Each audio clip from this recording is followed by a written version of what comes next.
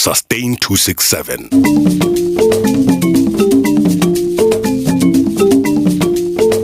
Welcome to the Sustain267 Podcast, where we host conversations around climate change and sustainability in Botswana and the rest of Africa. I am your host, Patukili. I first connected with today's guest on LinkedIn after he posted something that resonated with me on passion and the work that we choose to do. He was kind enough to send me a copy of his book, Innovative Volunteerism. I read this book in one sitting, and there's some lessons from that book that I still carry with me today, and thought to reach out to him once again so we could have a conversation about his book, Innovative Volunteerism, and the role this concept can play in addressing climate change in Africa. I had a chat with Dr. Richard Munang, born in Cameroon, the Africa Regional Climate Change Coordinator at the United Nations Environmental Programme, and author of the book Innovative Volunteerism. Here's how our conversation went. First thing I wanted to know, what is innovative volunteerism? The first time I heard innovative volunteerism was from you, and it's a beautiful phrase that you coined. What does it mean? Yeah, thank you very much, Pato, for having me. It's a great opportunity. The reality is that if you look at the entire African continent, we do not lack in terms of mineral resources. We have the land, 65% of uncultivated river land. We have agricultural production that the continent is losing 48 billion a year. But at the same time, you also have people who go to bed hungry, 257 million people. We have youth who get into the labor market with no jobs. 12 million of them every year get into the labor market with no jobs. And then we have a continent that have policies. So the question is, how can we be able to address challenges with everyone being a stakeholder in providing solutions, without necessarily having to have only government alone, or only citizens alone, or only private sector alone, or only civil societies alone, but with everyone having a stake. But when you look at the continent of Africa today, we have over 60% of the population youthful. And so it means that if we have an approach in which everyone can use his or her skill to turn challenges into opportunities, we will be moving the needle forward. And in as much as the challenges may not be addressed in a day, each and everyone might be able to contribute his or her own and play her own part. And that is the essence of innovative volunteerism, that each and everyone is important, and that our skills and our talents, when combined in a very structured and coordinated way, and with inspiration infused to it, because inspiration is actually what many people have been missing in the entire African continent, that you matter, that I matter, that I can be part and parcel of the solution to the challenges we face, and more so within the context of the changing climate. And then when we do that in a very collective way and inspire people to usher themselves to action, we'll be solving the problems that Africa have got and putting people at the center of the solutions process. And that's the essence of innovative volunteerism. So in a nutshell, innovative volunteerism is actually structured guidance and inspiration, especially to young people, in a way that they can retool their skills and retool those skills to address challenges, whether challenges in the food sector, where we facing post-harvest losses, or challenges in the clean energy sector, where we can engage, where youth are being trained to be able to fabricate briquettes, to turn waste to briquettes, waste to wealth, or develop solar dryers that can distribute light to farmers to reduce post-harvest losses. And all these things done towards turning challenges to opportunity and putting money in their pockets as well as addressing this. So that is the nutshell of it. I think one of my favorite things about it is the whole idea of doing positive, contributing to your community, but also living off of it. I think another thing that I really liked about the book was its optimistic outlook, and basically African youth being the ones that we've been waiting for. Absolutely. If you look at the entire continent for the past 60 years, that many countries that fought for self-determined rule had independence, there is one thing that runs through. The self-determined rule and the independence that countries got did not equate to addressing challenges and creating more opportunities for the citizens. And the reason for that was that the people were not put at the center of development. Development was meant to be for the people rather than people doing development for themselves. And the people then got disengaged, not to be meant to be the custodians of the very development in which and the very resources in which they were supposed to be the custodians and pave the development for themselves. And that equation has continuously gotten widened in that people are doing catch up most of the time, but not necessarily sitting on the driver's seat. And because they lead from the rear, not sitting on the driver's seat, they do not own the development sometimes, and they do not feel that they are being taken in the direction in which they want. What does that mean? It means if you can inspire people to see themselves as solution providers, they will take charge and they will do what they can do. And if you have 1.2 billion citizens, each and everyone taking charge to contribute in his or her own way, Africa's development will be realized in less than 5 years, because we've not been made to see each and everyone as a solution provider. That even sometimes when people are doing their best to contribute to society, their effort seems as if they've been misplaced. They get disenfranchised and they get discouraged. But we did a different kind of an approach in which people are inspired, that because the most important thing that every human being is supposed to see and understand is to know that they're useful.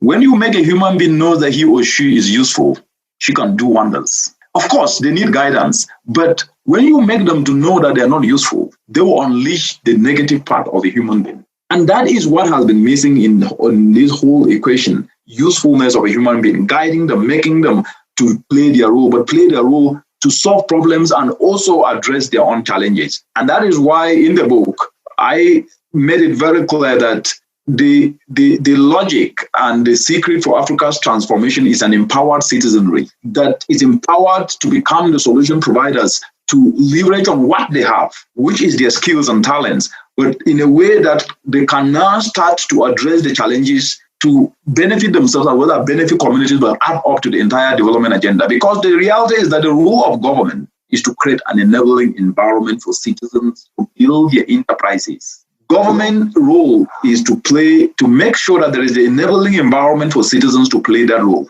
Because once the citizens pick up in playing that role, and in this case, we're talking of a constituent, because if you look at the population, over 60% youthful. So it means that we're talking of the biggest constituents of development that is actually the youth. But they need a different kind of way to be inspired to carry out this. They need enabling environment to access financing, enabling environment to be able to have the policies that if they're doing something on energy, the enabling environment is already there, created. And in most across the continent, those enabling environments are there, but there is this missing word called inspiration to inspire people to action. People then tend to ask the question, what is the government doing?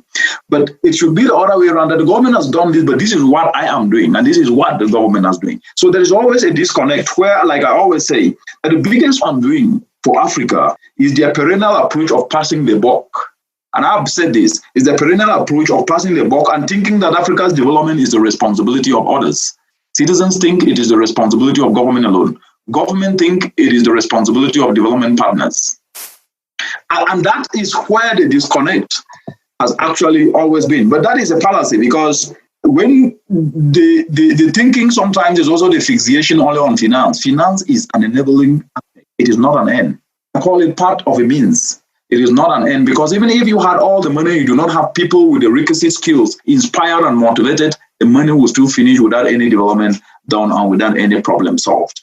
And therefore, it becomes quite very, very important that we need to start to reshape that narrative, because part of innovative volunteerism and the book itself was, how do we reshape the narrative of Africa from mineral resources, from material resources to people? Because it is people that produce material. Material do not produce people. And so people should not allow material to own them, but they should be able to find different ways in which that material can still be produced, but produced in a way that address challenges that are affecting humans, not exacerbating already those challenges. And therefore, it becomes very important that the book, as you saw, Innovative Volunteerism is actually about inspiring people, helping them to unleash their passion, but passion that is tied to purpose, because purpose is that thing that you get up. You said, what am I useful for as a human being? I need to do something to leave a legacy. But that purpose must be tied to a vision, and I call that an unborrowed vision. And if everyone could develop that kind of passion and tie it to a purpose, then the continent will change. You said quite a bit, but something that definitely stood out for me was people are solution providers. You know, as African, we are solution providers. I've seen this a lot with climate action. where, going back to your point of, because we haven't charged people with coming up with solutions, you've got people doing small activities on climate action, but it's not really acknowledged because we are not expecting them to be the solution providers. So they might as well just be shooting into the middle of nowhere. And then it reminds me of a sentence that really stood out for me when I read your book. And it said, it's simply against human nature to live in mediocrity. We are meant for more. Speaking to the point of passion, we are meant for more. We're not just meant to be born, die, live on the edge of poverty, barely making it, and die. We need to do something with our purpose. And then another thing that I wanted to ask, but I've asked this to some of my past guests, is the idea of the people being solution providers. How do we then come in as people? If, let's say, like you said, the people are looking at government is looking at development practitioners. If there are those people who already identify as solution providers with an appreciation of innovative volunteerism, how do they then get in touch with the government, get in touch with the development practitioners, and drive action from that point instead of waiting for them to reach out to them as individuals? Very good question. And the answer is in mindset change. We've been made from the kind of education we get from schools, even up to the jobs that we do, to think that someone else must do it for us. And that has actually been institutionalized, that if someone else doesn't do it for us, no matter what I do, it is not enough. And that's self-defeatist. And that goes back to what I call emotional poverty. We've been embedded with emotional poverty. Emotional poverty is not physical poverty. Of course, we don't see rules, we don't see people having water. That is what I call physical poverty. And that one is not as dangerous as emotional poverty. Emotional poverty is lack of self-belief, that we do not believe in what we do. We do not believe that what we do is right, that if we do not get external validation to anything we do, then it means that it is not valid. And that's what has actually sunk Africa and her citizens. That no matter what you do not even talk about it unless someone validates that it is okay. And because of that, we have had excellent innovations and excellent ideas in the continent that never ever crossed the borders to anywhere, just because we do not believe in them. And the worst aspect in this emotional poverty that has actually made us not to collectively bring each and every aspect of what we do to add up is that lack of self-belief. And the lack of self-belief has made us not to trust one another and not to even believe in what one another does, and unless it is validated by others. So the key point is self-belief. And self-belief starts with a mindset change. And that mindset change needs a recognition that development is not done for people. People do development for themselves. The role of development actors and government is to facilitate and create an enabling environment. Immediately, development put people on the rear and not on the driver's seat. That is not development. And that's where Africa has been.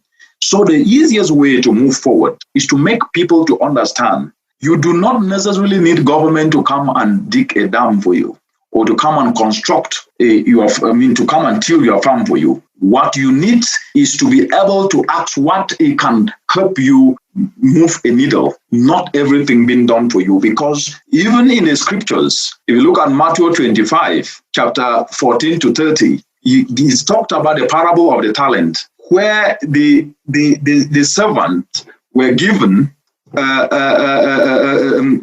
they were actually given things words, and that one of them multiplied it by 10, the other did not do anything. And when the master came back, what he has given them, the one that did not multiply by 10 was put in prison, and the one that multiplied was added. So what does that mean? Laziness has no place. And so we must be able to inspire people to use what they have been given, which they've been given talents and skills to do something that benefits society and benefits themselves. But what I think has been the biggest failure is that we've not integrated this to make this become part of national vision, and education is actually where we can do this, where we start to teach kids in school how useful they can be and how useful they should be, where we started to turn Africa's challenges to make that subjects in school, to teach solutions to those challenges, so that when you are leaving school, you live as an entrepreneur. Just imagine that if Africa is losing $48 billion each and every year, and importing food worth $35 billion.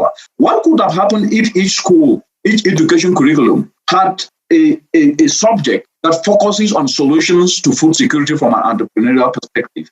We will be graduating students, regardless of subject that you study, who can then be able to become entrepreneurs, create enterprises to reverse the $48 billion. And that is money that is currently today being lost going down the drain as they import food, depreciating foreign reserves. These are simple things, and doesn't need rocket science.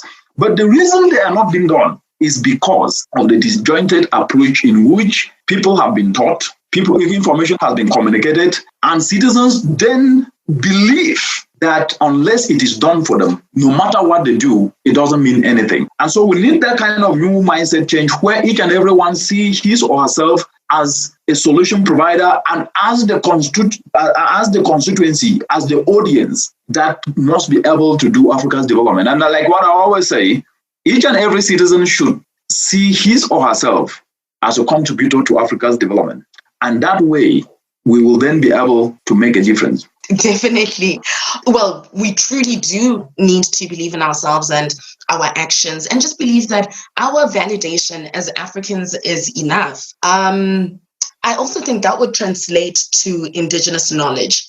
If we believed in ourselves, then we could capitalize on our indigenous knowledge in reference to whether it's finance, whether it's environment, whether it's just wisdom. Then we could capitalize on that, because losing $48 billion a year is nothing to sneeze at. Absolutely. And you've mentioned a very important aspect, finance. How do we use indigenous knowledge or indigenous approaches to look at how Africa can start? Because the reality is that context matters. And if you look, the contextual setting of Africa is completely very different from the Western setting. And what works in the West may not necessarily work exactly the same in the African continent. That then means that if Africa do not devise her solutions, the copy and paste solutions will never work, especially under the changing climate. If you look at the approaches that have worked elsewhere, of course, we need to tap into clean energy. We need wind turbines. We need wind farms. Of course, that's fine. That needs huge investment, and governments should be able to leverage and do so. But there are also aspects in which individual citizens can do. How do you start to engage them to start to use what is possible, what I call low-cost approaches that they can engage in to address climate action, but also turn that to a business? If you take waste to energy, it's a very simple thing to take waste, which is being littered every day, whether it is waste from cassava peelings or maize or rice husk or maize husk. They can actually turn this to briquettes that reduces the dependence on charcoal. And young people to do this do not need a lot of startup resources. Why is that not being championed? We can champion it as individual citizens. But the point I want to make is that if you look at climate change, Africa needs 7 to 15 billion each and every year. That's money that is supposed to have been coming to the continent each and every year with the already changed climate that we're living with today. Not to talk of the 50 billion that Africa needs if the world was to hit 2 degrees, which we are already, as the global community today, above 1.1 degree. The point I'm driving at is that if you look at indigenous approaches, that is where the solution to Africa's challenges, including climate change, will come from. The money is not coming. And if we wait for that money, grass is going to grow on our feet, because it will never come. And even if it comes, it will not be enough. Because if you look at the Sustainable Development Goals, Africa needs $1.2 trillion each and every year to be able to implement the Sustainable Development Goals. Where will that money ever come from? Your guess is as good as mine. It means we need to look at indigenous approaches and focus on what can be able to be leveraged to use to drive climate action, implement Sustainable Development Goals, and address the challenges of socioeconomic challenges of food insecurity, of youth unemployment, of poverty that is plaguing. And the answer lies now in communal cooperatives. Those are indigenous approaches where in communities people come together, contribute little money to buy a bench in church or to buy a book for a student. When I was growing up, I used to see my mother. They come together, contribute little money. In that spirit of cooperative, to buy a bench in church or buy books for their kids. And that spirit is where we need to go back, where people come together, contribute little money to develop a solar dryer or to start a small business, to turn waste to clean energy.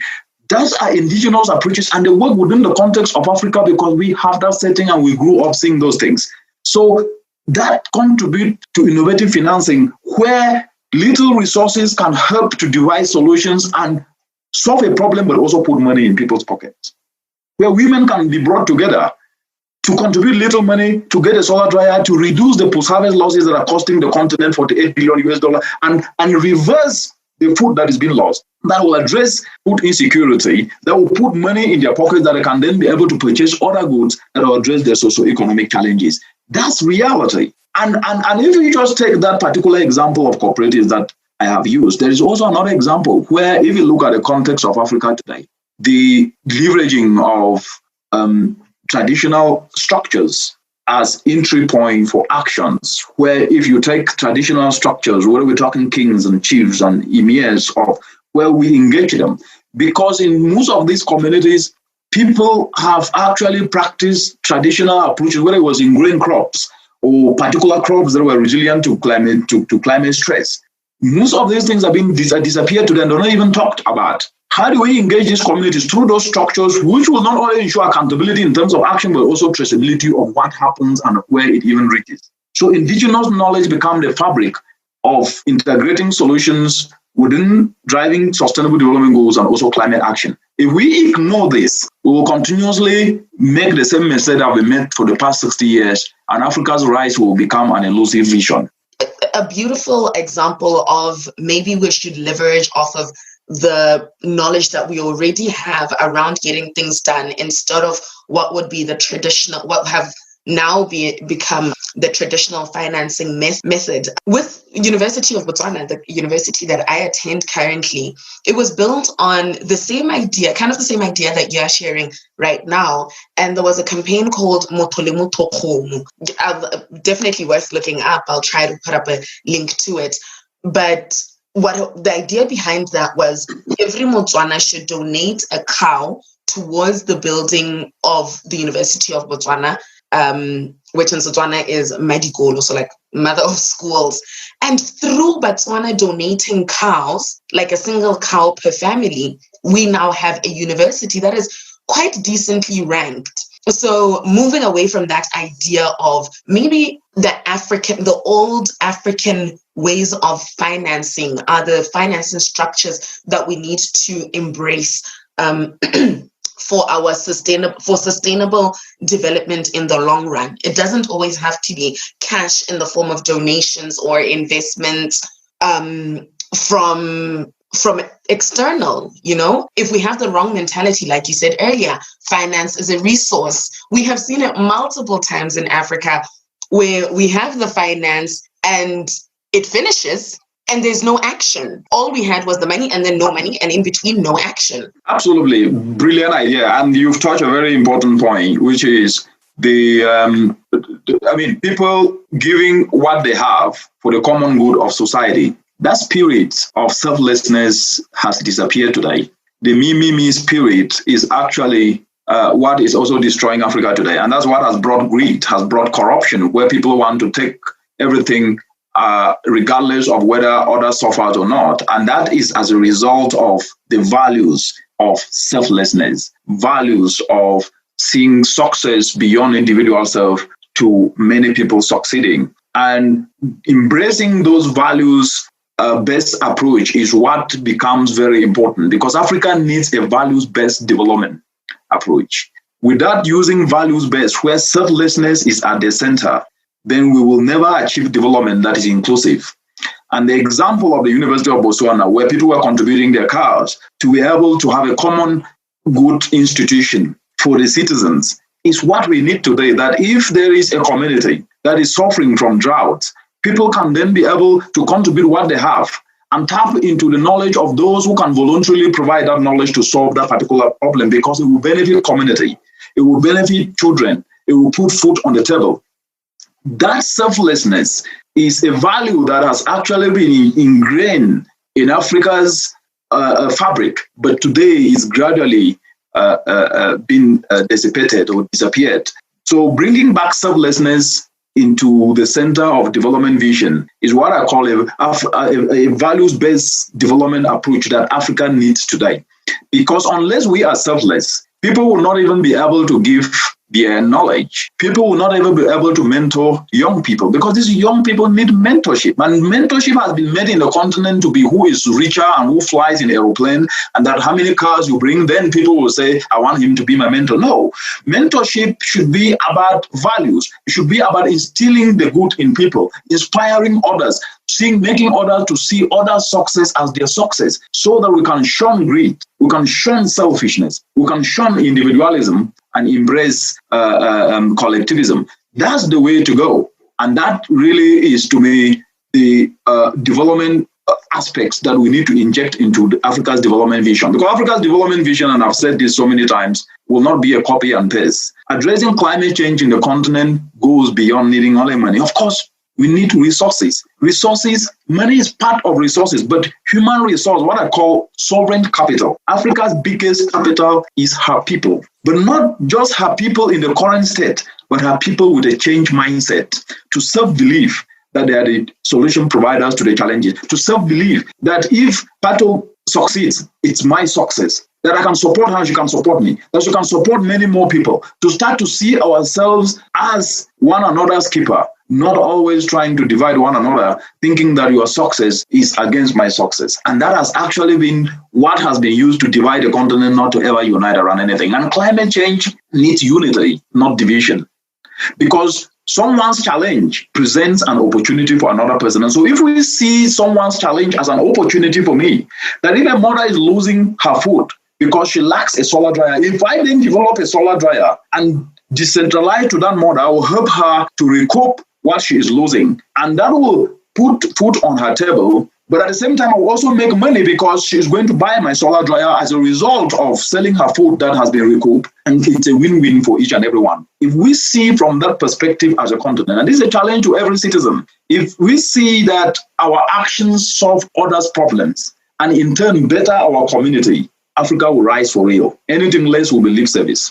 But going back to the point of the death of selflessness, is it not because selflessness is dying because one person being selfless is benefiting others? Because I'll tell you now, I would be very reluctant to be selfless if the fruits of my selflessness are creating profits for somebody else. Let's say with this podcast, for example, I'm not making money from it, but I'd be very reluctant to do it if I was doing it out of passion and so forth. And then somebody else was turning it into a profit down the street. But also, how do we come back from that? Acknowledging the fact that the landscape on which we are selflessness has changed. How do we come back from that? How are we then going to find space for selflessness in a space where people are being sued for using seeds? They're seeds that have been engineered to be able to adapt to our new climate.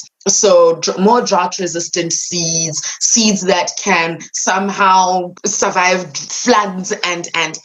But those have been patented by companies, and if you reuse those seeds, they can sue you. That's the new landscape that we are on. How do we then consolidate that? The lack of values, that's why I still go back to values. The lack of values have actually resulted to where Africa finds herself today. And it might get worse if we do not start to reverse that. And I just want to make this point. Success is never linear and progress is never linear. And it is not a lot of people that stand up to start to make that linearity or to drive towards that progress in a way that is supposed to be. The good is never really easy to be done, but the bad most of the time seems to be the easiest. What am I saying? Why am I saying this? I'm saying this because if you look at the society in which we live today, across the entire world, it's one where capitalism is actually embraced. And capitalism, pretty much philosophy, it's me. If the top is doing well, regardless of what happens at the bottom, that's not really the concern of many. Africa needs a model of development that is unique to its challenges and its context. And I'll still go back to this. And if you look, Africa has borrowed a lot of things. It's borrowed the me attitude to get rich alone. It's borrowed the attitude of trying to be a capitalist society which doesn't even fit the context. So they're in between. It's borrowed socialism, which didn't really fit the context. They're in between.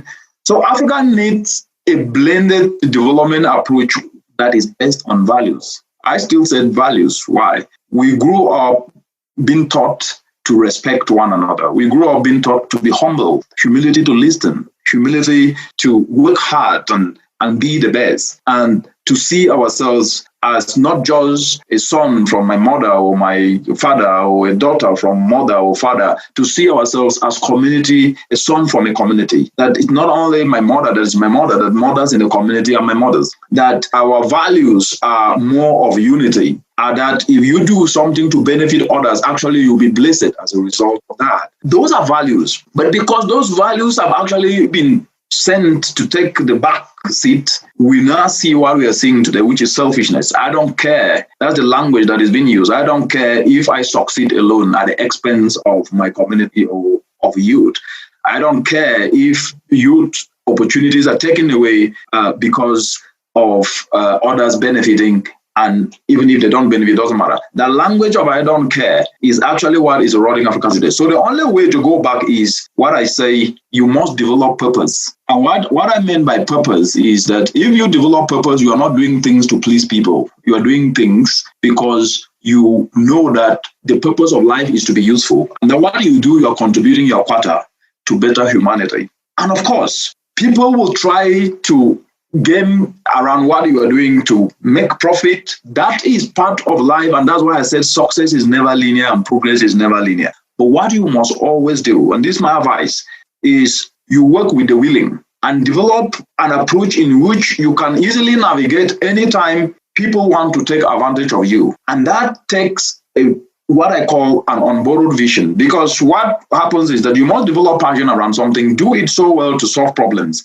But as you are doing it to solve problems, you do it in a purposeful way, because that is why you do exist, is to be useful. But your unborrowed vision is where do you want to go? And I can tell you, nobody can steal your unborrowed vision, because there's a difference between vision and unborrowed vision. Unborrowed vision is a word I coined because Africa has been doing what we call experimental vision, something that someone sits somewhere, think he brings it to the continent to experiment. And when it finishes, then nothing works. But unborrowed vision is an individual vision of yourself, of where you want to see your community, your country and continent be.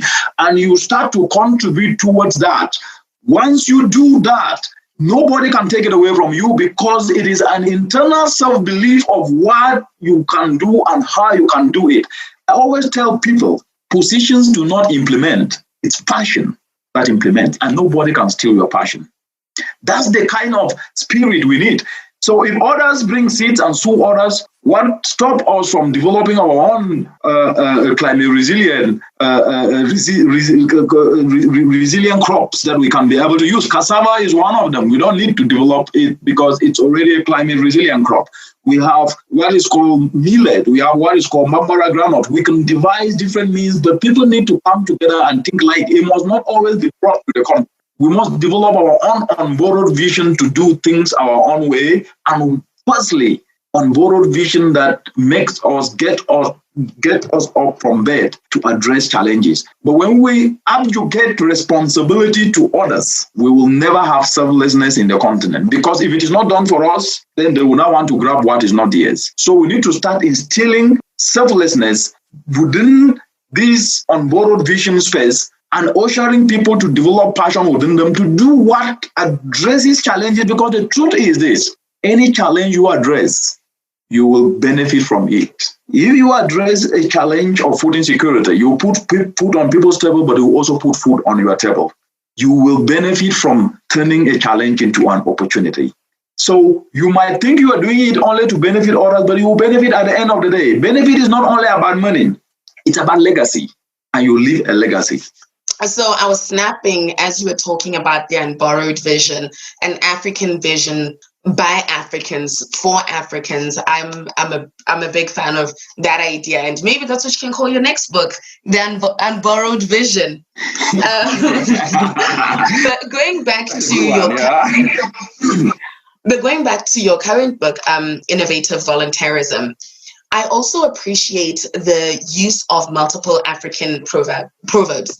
I'm a big fan of African proverbs because I just feel like they carry a lot of wisdom. And the weaving of African culture and science in such a way that you showed that they're not opposite ends of the spectrum, but they actually complement each other. And if we harnessed both, we could even have a hybrid solution of we could even have hybrid solutions for African challenges, even as we address climate change. Absolutely. The reality is this. African solutions are actually global solutions. And but Africans haven't seen it that way yet. And there is nothing wrong to have hybrid. I have argued this so many times. Africa needs partners, but partnership should be about added value novelty. You bring your strength, I bring my strength to solve a problem. It cannot always be one-sided. Partnership cannot always be flow of resources from elsewhere. Partnership cannot always be flow of technical assistance from elsewhere. Without us also showing what is coming can complement. And that goes back to what I said earlier. We do not believe in ourselves. Emotional poverty. And emotional poverty to me is actually the biggest problem that Africa faces today. Lack of self-belief, lack of believing in what others do. And because of that, if you look across the entire African continent today, there's no absence of climate action solutions. Young people are developing information communication technology applications to connect farmers to markets, to connect farmers to access solar dryers and others. Others are developing the solar dryers themselves. Others are actually turning waste to briquettes. They're turning waste to biogas. They're turning waste to compost and biofertilizers. These beautiful and excellent, fantastic climate action solutions, as much as other solutions, whether it is healthcare solutions where you are developing cardiopads to test people's heart ability to so, and they do exist. The biggest problem that has been lacking for quite a very long time is lack of incentives. And incentives are not necessarily money. Incentives are about inspiration, making someone to self-believe, appreciating someone, and inspiring and motivating that person to be best. That what you've done as a solution is great. This is how we can help you to bring it to scale. That doesn't exist in the continent today. Why? Because of emotional poverty. That if I see Pato doing something excellent, instead of appreciating her and guiding her on how to do it better, I try to find a way to pull her down. That has been the African syndrome that has actually retrogressed many people today. So we need a hybrid of solution where need be. That, like you said, that even if one have an idea and gets to Botswana, for example, and gets to a community, you should be able to also understand what those community people have been doing, how they've been coping with the child, because they live there and they have been there and they have coped with it. You can't just jet in. I want to force something down people's throats without understanding their context and without bringing what you have so that they can blend with what they have. And Africans have actually allowed that to happen time and time again. And that is why when anything happens, projects happens and end, that is the end of it. And we go back to the basics of the problem. So hybrid approaches to blend with what works are welcome, but they must always be secondary to what has been working and must be added on top of what has been working, and they can never displace what has been working to bring something that is not. So community ownership become part and parcel in Africa's transformational sustainability framework of anything. Show people own development and not forcing development down people's throats.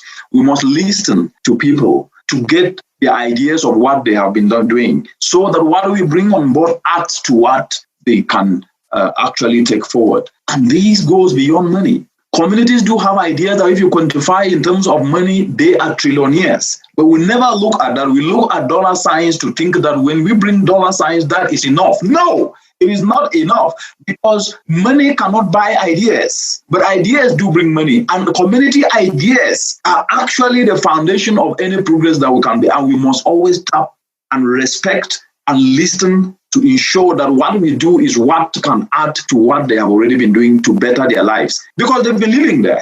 And if we ignore that, we are actually subjecting them to retrogression, which is not what we must do. Definitely. As you were talking, I was snapping. I was just like, yes, all of that, yes. And then I think as we close, what would your final thoughts be on innovative volunteerism and us using it in Africa and us using it towards using our solution? Or what would you like our final takeaway to be from that? And then if you could if while you're saying that, you could close with what your favorite African proverb is.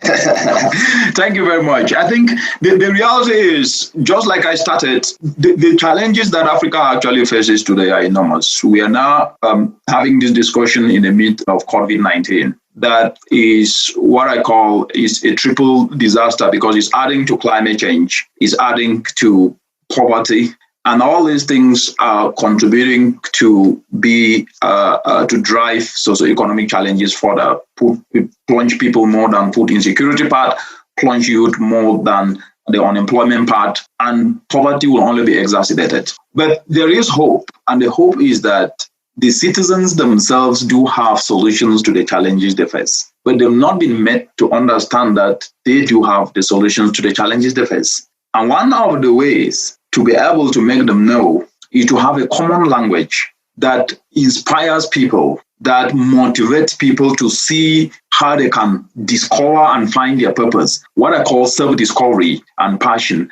that makes them know that you do not need to have money in your pocket to be useful. And that to be useful, you must first of all accept within you that I want to do this, and develop passion around that aspect you want to do. Start to understand how you can do it, and build a coalition of the willing, of those who are willing, and work with them. And you will notice that you will start to get to what you have always wanted to do, and that will result into something bigger. And that's the essence of innovative volunteerism, which is that self-belief and inspiring yourself to be useful is important.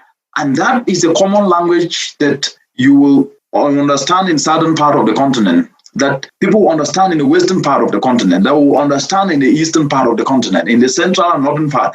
And that is what innovative volunteerism actually the intention was. And I'm seeing that across, we are discussing about it today, but others are going to listen across the continent. So we have a common rallying point of usefulness, of selflessness, of inspiration, but all towards a common goal, which is to address socioeconomic challenges, that we are common solutions and we are solutions provider. And that is it. And when you look at all this, as I end, in my book, I said, cross a river in a crowd and the crocodiles won't eat you. And I said, it is time for us to put individualism on the run, to put selfishness on the run, and to put hopelessness on the run, and embrace collectivism, and embrace selflessness, and embrace hopefulness, because those are the ingredients that Africa needs. But if I was to talk about a proverb that I think Africa actually needs to embrace today, it takes a village to raise a child. The challenges of poverty, of food insecurity, of the changing climate will need each and every one of us to be part and parcel of the solution. Government alone cannot do it. They have their role to play, which is enabling environment. Citizens alone cannot do it. They have their role to play, which is to tap into the enabling environment and build a prosperous country and continent. But collectively, we will be able to do it because we need one another. And alone, we cannot do as much. I'm not sure, you slid it in there, we can't cross the river alone. I caught that favorite proverb. Well, not necessarily the favorite proverb, but it sums up innovative volunteerism. But the favorite proverb that I would like, which I have used so many times, is if you close your eyes to facts, you will learn through accidents. Africa has been closing her eyes to facts, the facts of poverty, of individualism, of selfishness, of forgetting that unless we use values, we might not leapfrog to where we are. That unless we recognize that our youth are the biggest sovereign capital, that we need to inspire and motivate them to be the solution providers. We will be marking time wherever we are, and we will never go anywhere. So if you close your eyes to facts, you will learn through accidents. And I hope Africa will open their eyes so they don't learn through accidents. Dr. Munang, thank you so much for joining me and having this conversation with me. Thank you, Pato. It was a pleasure and always great discussing with you. Find a link to download Dr. Richard Munang's book, Innovative Volunteerism, for free in the episode description. Also connect with him on Twitter at Richard Munang.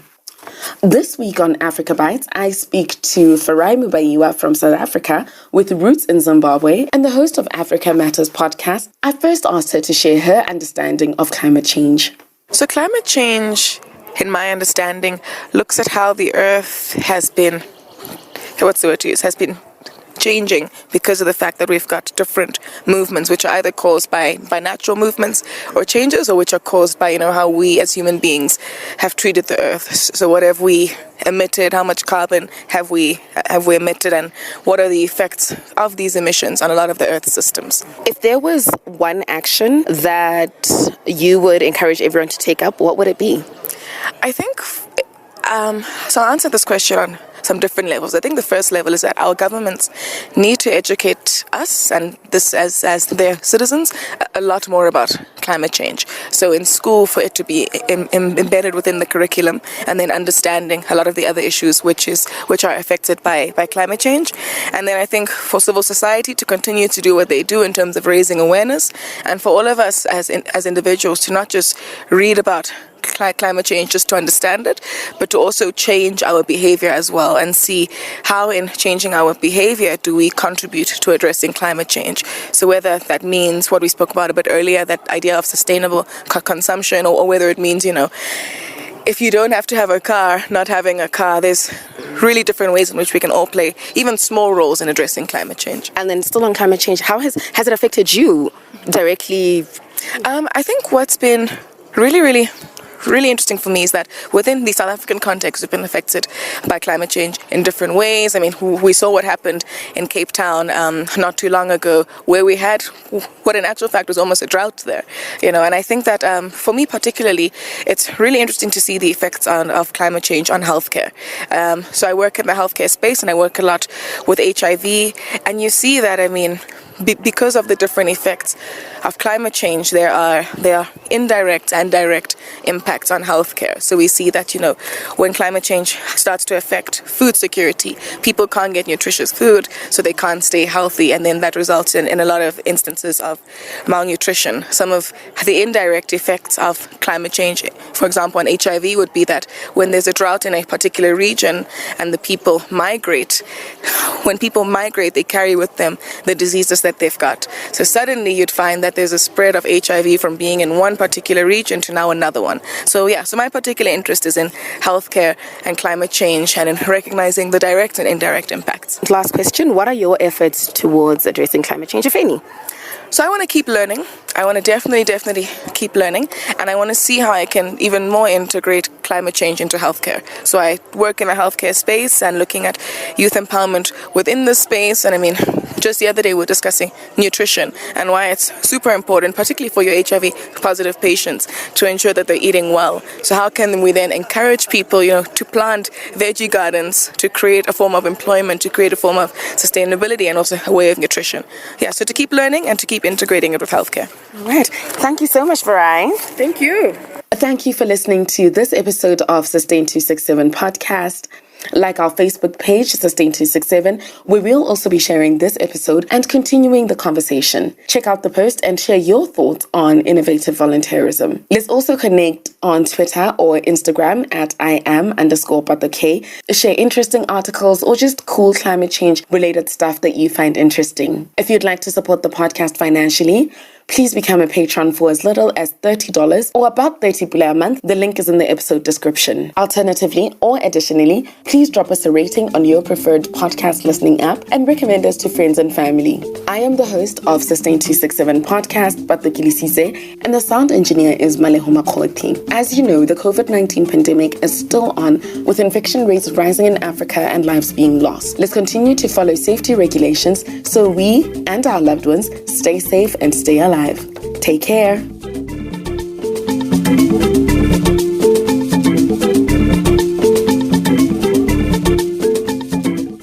Sustain267.